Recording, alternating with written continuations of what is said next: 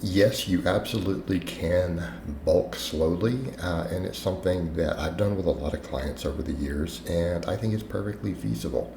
Hey everybody, it's Jason Blaha here, and today I want to chat with you guys a little bit about this idea. Now, here's a couple points though I want to make when it comes to very slow bulking, right? Because we can absolutely lean bulk. It can be done successfully.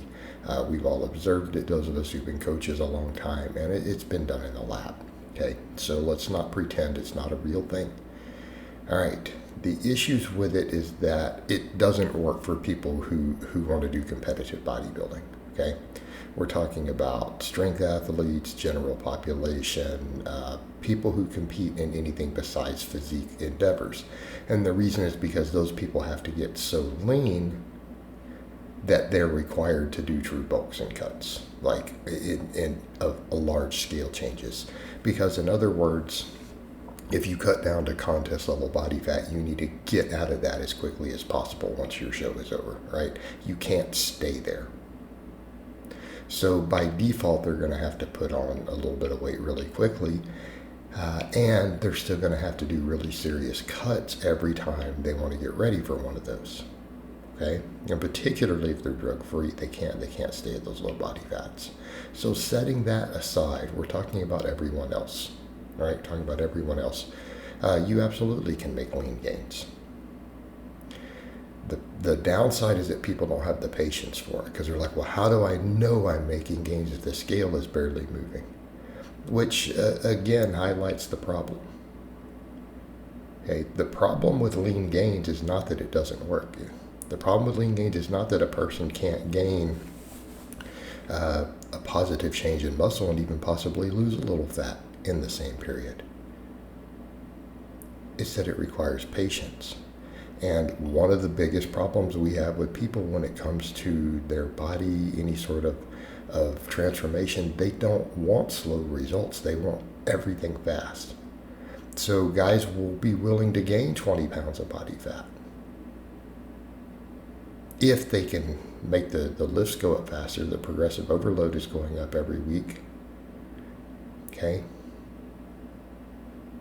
Because again, guys realize that usually that if the weight's getting heavier on the bar, and they realize it so much that they'll cheat. This is why I tell people it only counts if your range of motion and your form stays the same. Okay, you start trimming range of motion, bouncing the bar off your chest, all that stuff.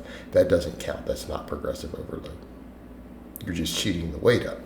Or you use, if you use loose form, you get looser and looser with the form. Well, that's not the same thing. But they realize these things are correlated, right? Well, I mean, we know they are. In other words, if you can bench 200 pounds for 10 reps, and you go to where you can bench 225 for 10, you will have gained substantial size in your pecs, front delts, and triceps. Okay? Not really subject to debate. It's understood, observed, everyone knows this. They will be visibly bigger. So, because these things go slowly, what they're not realizing, it's progressive overload goes up slow because that progressive overload is evidence of hypertrophy. Well, if you've only gained a very tiny amount of muscle, you're only going to see a very tiny change in what you're lifting. Your 10 rep sets might turn into 11. Okay, your 200 pound bench for 10 might go up to 205 for 10 over a couple of months. I'm not talking about in 1 week. Like, we're talking about a month or two or 3. But isn't that what you would expect? Okay, if your goal is to gain muscle with no fat, and people are like, well, what if the scale's going up so slow you can't track it? Well, but are you training correctly? Is your training dialed in? If your training is dialed in, you know you're gaining some muscle, even if the scale isn't really going up. So what if it takes it 4 weeks before you see it go up a whole pound? Or 3/4 of a pound on average? Because you should be weighing in every morning, right? People who think that's weird, I would say I've done it every morning for like a decade. You just get up and it becomes part of your normal routine, like getting up to pee. You just step on the scale, right? So you know what your averages are. You know what your averages are.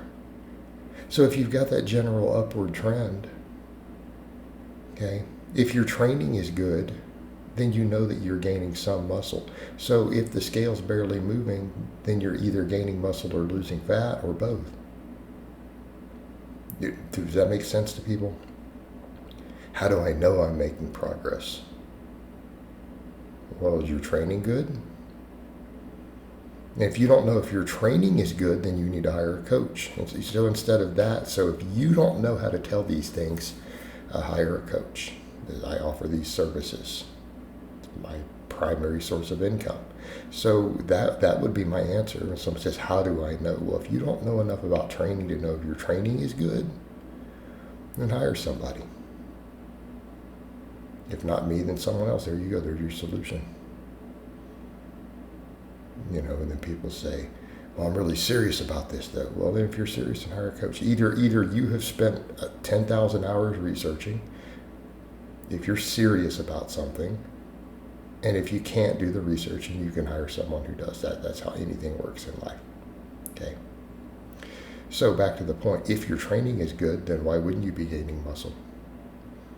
Are you eating sufficient protein? Is your diet fairly balanced? Well, okay then.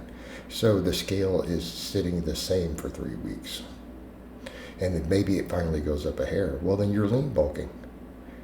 Okay, so then that's what I would also say. Let's say over 3 months, let's say you misdialed it and you underate slightly. And the scale only went up 1 to 2 pounds in 3 months instead of a pound every month. Okay.